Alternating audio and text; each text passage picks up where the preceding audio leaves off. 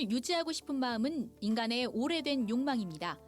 인간은 현대에도 노화 방지 의학이라는 분야를 만들며 수많은 실험과 연구를 통해 늙지 않는 비밀을 탐구해 오고 있는데요.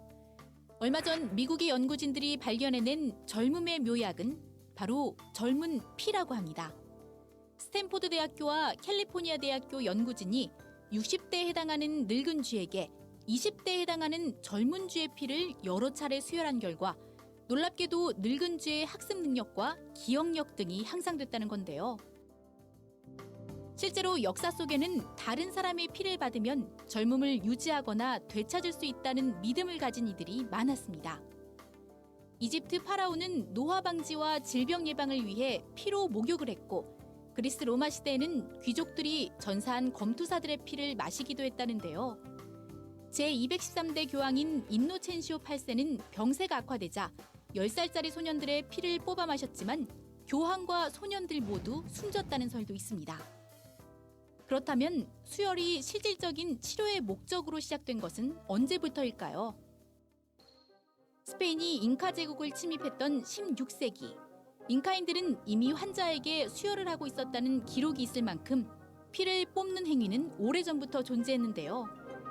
최초의 수혈로 기록된 것은 내과 의사 리차드 로어가 1665년에 시행한 한 실험입니다. 그는 많은 피를 흘린 개의 혈관을 잘라 건강한 개의 혈관과 연결시켰는데 죽어가던 개가 피를 공급받자 점차 회복됐다는 겁니다. 비록 동물 간의 수혈이었지만 이로 인해 당시 의사들은 혈액의 중요성을 인지하게 됐고 이번에는 사람을 대상으로 한 수혈 시도들이 급증하게 되는데요.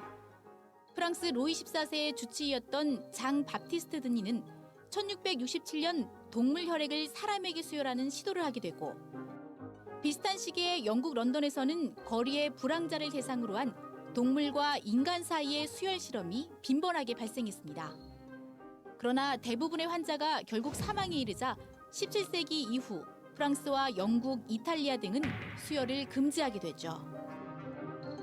이후 100년 넘게 금지됐던 수혈을 다시 부활시킨 사람은 영국의 산부인과 의사인 제임스 브룬텔입니다. 그는 출혈이 심한 산모에게 동물의 혈액이 아니라 사람의 혈액을 수혈한 최초의 인물로 기록돼 있는데요.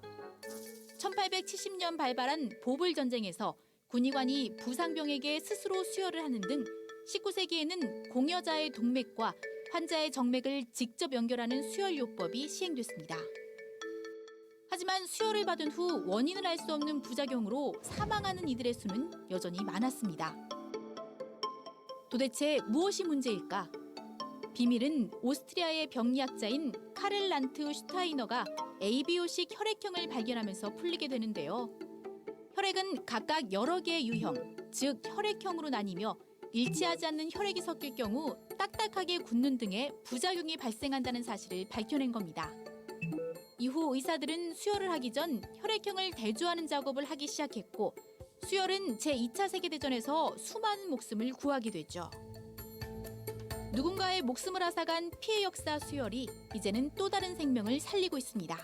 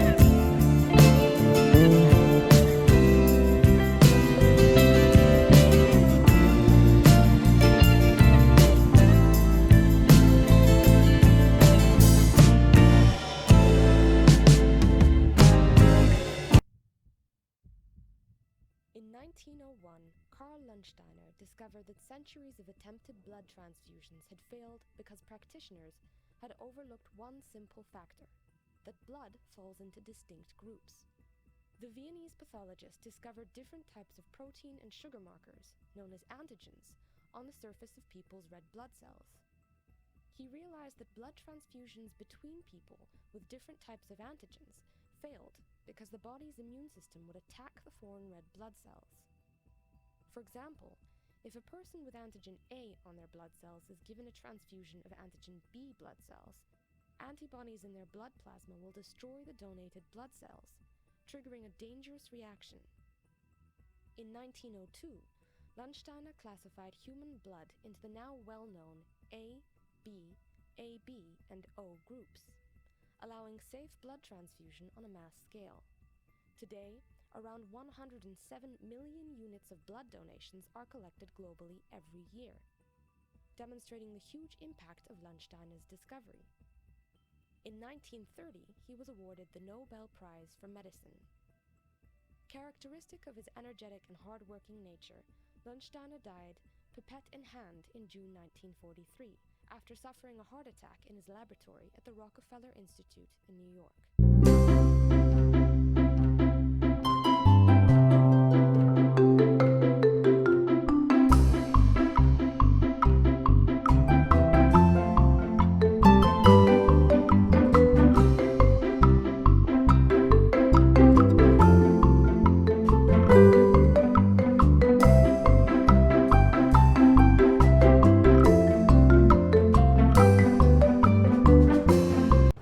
Landsteiner was an Austrian-born American immunologist, physician, and pathologist. He was awarded the Nobel Prize in 1930 for physiology of medicine for detecting the major blood groups and creating the ABO system of blood typing that revolutionized the process of blood transfusion and medical practice related to it. Early life and education. Born in 1868 in Vienna, Austria, to a journalist father, Karl Landsteiner was a bright student who was allowed to study medicine when he was merely 17 years old. He acquired a degree in medicine from the University of Vienna. Landsteiner envisioned that the future of medicine was in research, so he preferred to become a research scientist rather than an ordinary medical practitioner. Karl Landsteiner was the first biologist to identify different blood types and to chart out blood into groups. Before him, scientists thought that the blood of every person was the same. Blood transfusion was often considered dangerous. When it did not work, it was believed that the blood from the donor clumped together in the recipient.